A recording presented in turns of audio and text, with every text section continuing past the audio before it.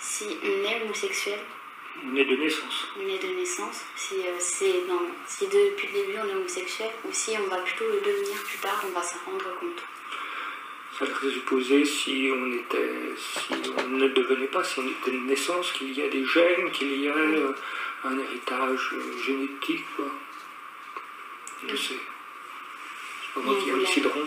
On voulait avoir le point de vue de l'Église, en fait, sur ce qu'ils pensaient sur cette question. Il y a une part scientifique qui intéresse l'Église parce qu'elle est intéressée comme tout le monde. Hein. Puis avant de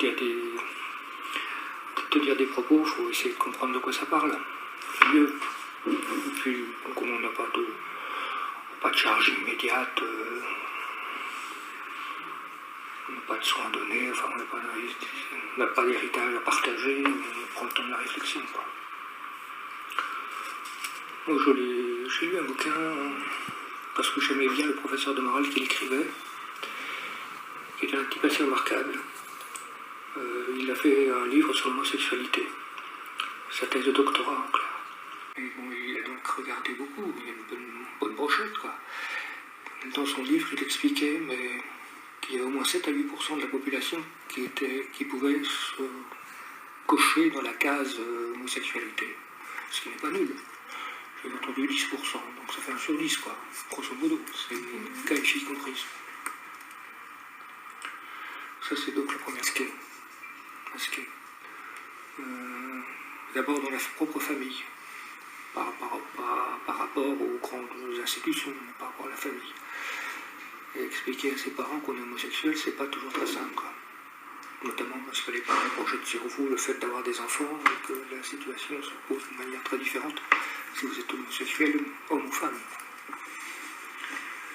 Voilà, donc c'est... Alors, un jour ou l'autre, alors on se cache, on fait semblant d'être hétéro, jusqu'au mariage. Et puis, ça tient pas, quoi. Ça tient pas forcément longtemps, alors il y en a qui tiennent assez longtemps.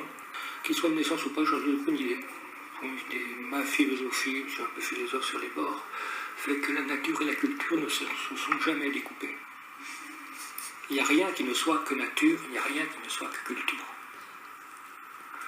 D'accord. Donc je crois que les deux sont liés. Alors dans quelle proportion? Je ne crois pas que ce soit dans les gènes, je ne pense pas.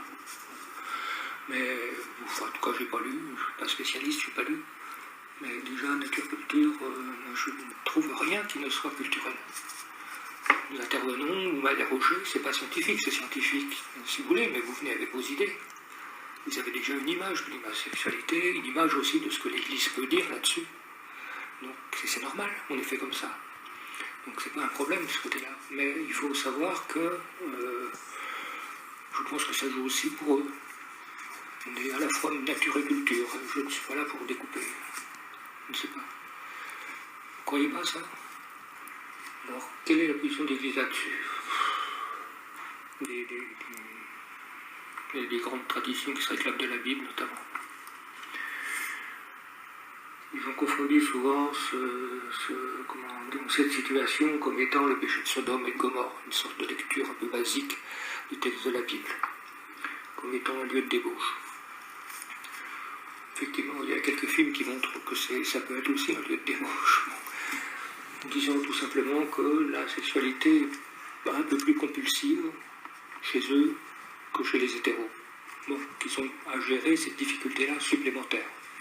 Voilà, c'est tout. Mais bon, dans la Bible, et en général dans tout, qui s'était collé aussi à la situation. Là encore, la parole de Dieu n'est pas du tout décollée de la parole de l'homme, quoi. Des hommes, parce que ce sont les hommes qui écrivent la Bible. On ne dirait pas comme ça aujourd'hui, mais il y a une lecture qui a fait que c'était quand même un peu, ça ressemblait un peu aux choses un peu abominables. Enfin, des choses qui ne se font pas, quoi. Abominable, ne prenez pas comme étant l'Apocalypse, mais voilà.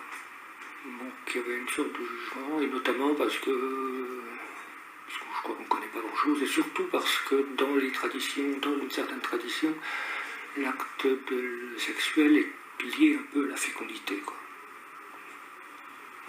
La femme était d'abord là, pas pour la communication, mais pour enfanter, quoi. Là, un petit problème.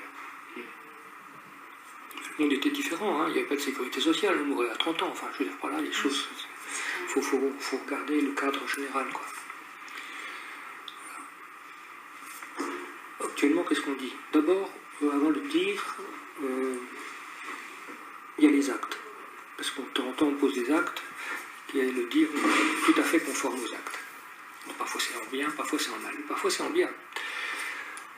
Étant donc avec lui, les connaissant un peu ce monde-là, donc qui dit homosexualité dit sida. Quand même, c'était des raisons, enfin c'était un des lieux où c'est là qu'il est apparu, quoi. Ils n'ont pas tous le sida, hein, mais et un peu dans ce monde-là, quoi. Moi au départ, au niveau de l'opinion publique. Il était complètement accepté par l'Église. Bah si. Enfin, ça dépend aussi des... Enfin, Je dis, dans la pratique déjà, on va regarder la pratique. Il y a des curés qui sont homosexuels, c'est bien évident. Ou alors vous avez les Jéhovah.